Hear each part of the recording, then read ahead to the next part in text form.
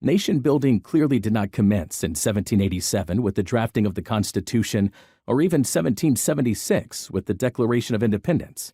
Rather, the process of creating a new nation began when colonists in mainland North America first started to see their fundamental interests as different from those of the mother country.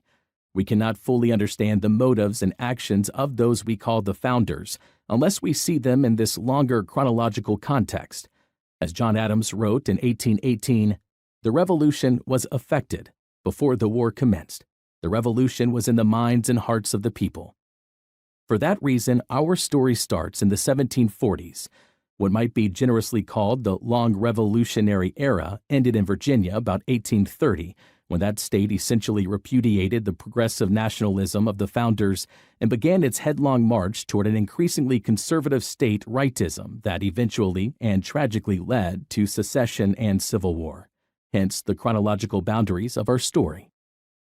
I remember a comment a taxi driver in London had made to my son David in 2009, shortly after the first election of Barack Obama to the U.S. presidency.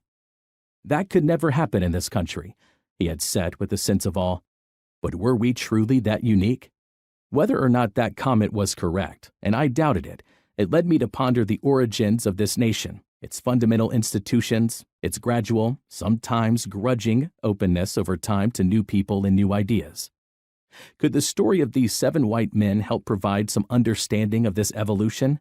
What exactly had motivated these similar, but again quite different leaders? Certainly, they all appreciated the exciting opportunity they had to break away from the control of the mother country, and most of them seized the chance to participate in the actual creation of a new nation, one larger than a single state. How had they responded to change, to crisis, to remarkable economic and geographical expansion? Did their viewpoints evolve over time? I hope that by examining aspects of the careers of 7 political leaders during a critical era of our nation's history, I could develop a clearer knowledge of our past,